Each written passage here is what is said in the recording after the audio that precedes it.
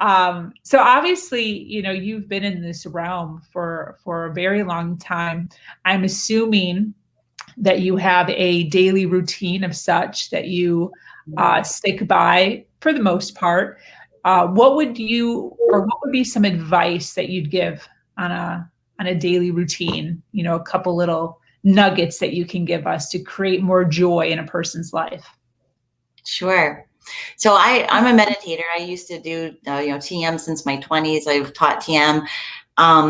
But not everybody likes to meditate. And even that word, just, a lot of people, I'm not going to do that. So it's not mandatory at all in Joy School that we meditate, though some of us do. One of the things that early on I have the students do, one of the primary skills we need to develop is getting some distance from our thoughts and feelings, because our thoughts come to our minds from those bucket beliefs that we form, which makes a lot of them super unreliable. And thoughts are energetic structures that are real things, but they're very malleable once we learn to take control of them. But first we have to disidentify a little bit, because most of us think that our thoughts, our feelings are who we are. And it's really not. The fact that we can observe them tells us we're something else. And these are just things that are in our lives. So one of the things that I have my students do several times a day, some of them set their watches or phones to have little alarms go off, is just to get quiet, get alone, get peaceful, and ask, sweetheart, what are you feeling? Now, the sweetheart part, I have them use a lot of terms of endearment, and sometimes that's super hard for people initially, calling themselves sweetheart. We have a whole other activity where they develop pet names for themselves to use. But really, why wouldn't we want to show this kind of tenderness with our own precious selves? So several times a day, sweetheart, what are you feeling? And we just allow whatever is there, no judgment of it, no, I should be feeling different, I don't have a right to feel this way. It's just complete allowing of it. And then the next question is, sweetheart, what would you love? What would you love to be feeling right now? What would you love next? And we just don't give ourselves time to ask ourselves that typically. And sometimes it's as easy as open the window and let some fresh air in, go get a glass of water, but that's just one little trick you can do, several times throughout the day to start becoming aware of your feelings. And, from there we go into, okay, what was the thought that brought on the feeling? And another slightly more advanced technique is just recognizing that every reaction we have is a three-part process. We think that a thing happens and we feel a reaction to it, when always there's like a barely perceptible middle step that we don't even notice because it goes by in a nanosecond. And it's, thing happens, I have a thought about the thing, I make up a story about it, I give it meaning, and then I have a feeling about it. So a little bit further on, we get very cognizant every time we have a reaction. What was the thing that happened? What was the thought, the story I made up about it? And then what was the feeling that it brought up in me? Yes. Those are just two little ways to start getting that necessary distance from our thoughts and feelings so that we can crank up that set point. Yes, absolutely. The first thing that you were talking about with the word sweetheart, the moment that you said that, I literally got teary-eyed. I could feel that would be difficult for people, because even in my works that I've done, I feel like that would be difficult for me to say. It is. It's really hard for a lot of people, and it's so beautiful when they start getting comfortable with it. It's sort of like the old Louise Hay thing where you look at yourself in the mirror and say, I love you. And most people a lot of people have a really hard time with that. So this is, along those lines of like, we need to start showing ourselves the tenderness that we so easily afford others. Yeah, no, I totally agree. I was just listening to something this morning about people who, I talk to myself, like I talk out loud to myself. When my fiance and I first started seeing each other, he was like, are you serious? Are you having a conversation with me, or are you? And I'm like, oh, sorry. I talk to myself. But this YouTube video that I was watching this morning, he was talking about how the things that we say to ourselves sometimes aren't the nicest things. Number one, we're very hard on ourselves. And he said, if you spoke to yourself, or if the words that you say to yourself, if you were saying them to a friend of yours, that friend of yours would not be there any longer. They would no longer be your best friend. And he was talking about how it's so important to make sure that we treat ourselves as if we are our own best friend, because in essence, we are. It's very important to make sure that the words that you're saying to yourself are words that you would actually say to your best friend. And the like the hardness that we have of like being too hard on ourselves is sometimes so unnecessary. I loved that. That literally hit me so hard when you said that, sweetheart thing, because like you do that to your friends. You'll be like, honey, or it's okay, girl. And showing that same amount of grace to yourself sometimes doesn't always happen like that. Absolutely. Yeah, I absolutely love that. That was heavy. I could see how that would be difficult for some individuals to get that, and how important it is to do that. I appreciate that.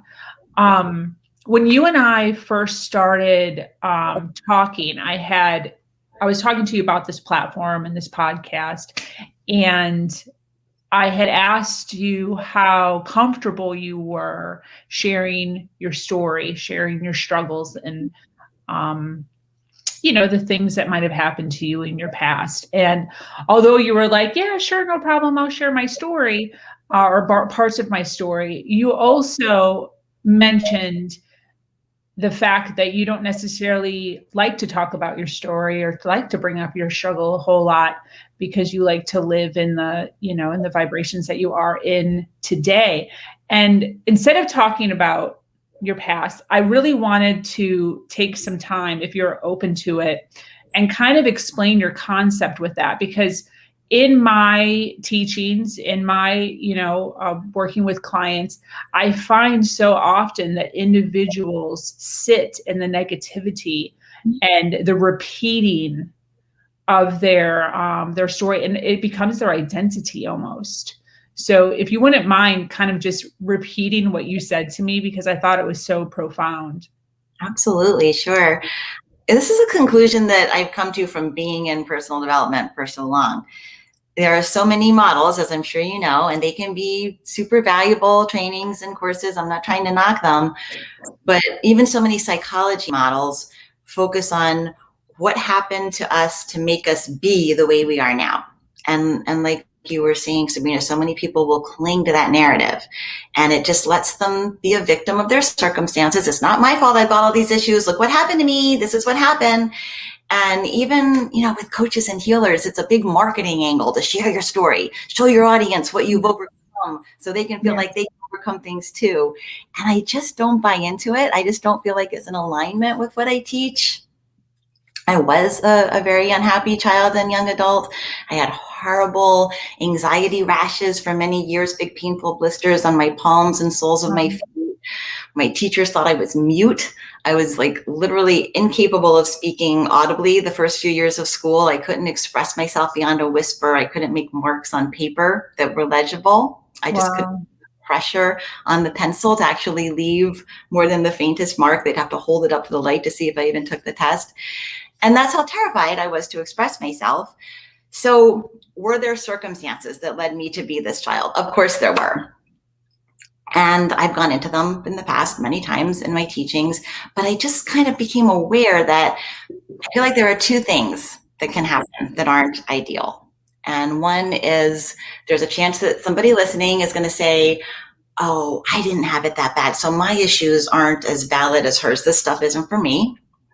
Or on the other hand, there's another listener who's saying, oh, her trauma is nothing compared to my trauma. She's not going to have the tools to help me. And what I know deeply to be true about trauma is we all have trauma of some sort. And even like one very specific incident, let's say a schoolyard bully incident, for example, could leave a crippling long-term emotional scar on one person, and the other kid who had the exact same schoolyard bully incident might forget about it 10 minutes later with no lingering effects whatsoever.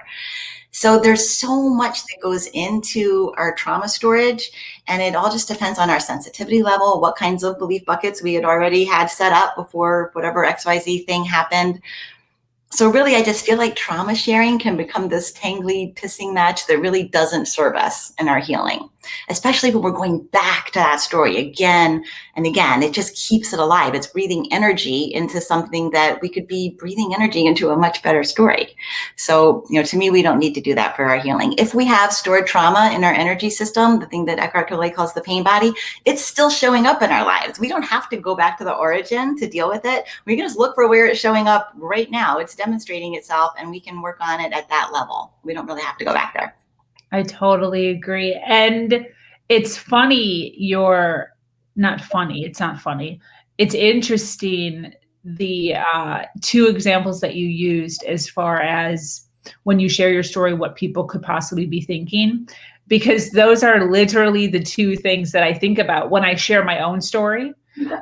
I think to myself, of individuals who've had it worse than me. So first of all, do I even have a right to share my story, because my story isn't as bad as other people? And then on the flip side, being able to be there for people because, or what was the other one? The flip was, it's not as bad.